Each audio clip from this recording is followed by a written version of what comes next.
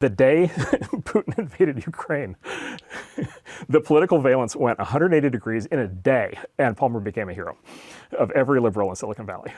Because now Andrew is going to, there's two things that we know. There's two things every good American liberal knows. We absolutely must not defend the American southern border, and we absolutely must defend the Ukrainian border. Yes, yes, yes. We must, right? the whole Ukrainian border.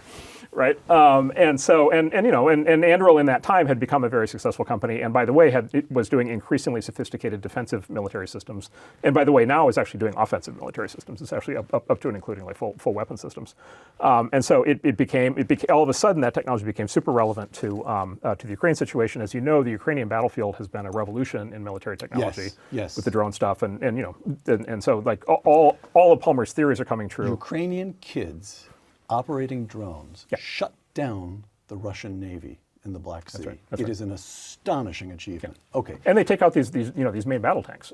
Which brings me to, if I may, just again your feel for it. If I'm still with the techno optimist manifesto, this notion of raising the technology flag. Another problem, we may not have it. It's larger. It's more emotional, but in this administration, is Donald Trump, is Doge, is somebody saying, get me a Palmer Luckey as Deputy Secretary of Defense. We have to, or here again, this is Robinson's little way of thinking of it. Extremely elementary, but it goes like this. The Chinese outnumber us, and they always will. The Chinese have a big enough economy to spend what they want to on defense now.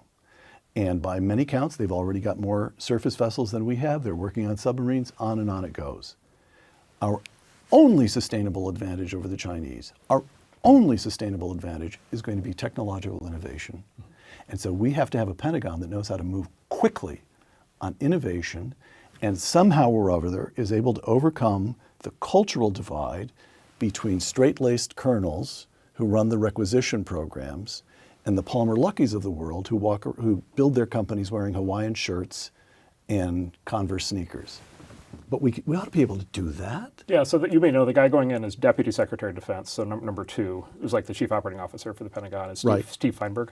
I don't know. Oh, so Steve Feinberg was the longtime head of Cerberus Capital Management, so he's one of the world's leading private equity. He's already on this. He's already on this, and then he ran actually the... this is the most good news I've had at this table in a long time. He's great. So this is probably, I think he is, I mean, look, and they've had people, Ash Carter who passed away, was a friend of mine, and they've had good people in there, but like, I think Steve is probably the best person in that role since actually David Packard, who was in that role, I believe. Okay. And Steve is like an incredible operator and very aware of these things and very steeped in this world.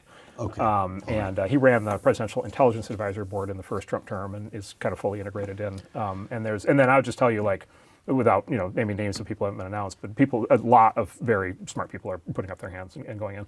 Excellent. And by the way, to your point, like, this is a great example. Like the issues are just starting.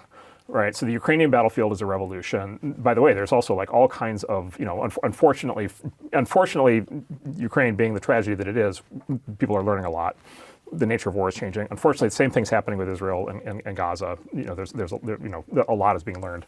This is what happened. I can't remember who. Some famous general said, "War is a test to see who can learn faster." So the military is one of these amazing things where in peacetime they're training and they're preparing and they have all these theories, but they're not being tested. Correct. They don't have customers. Right. Right?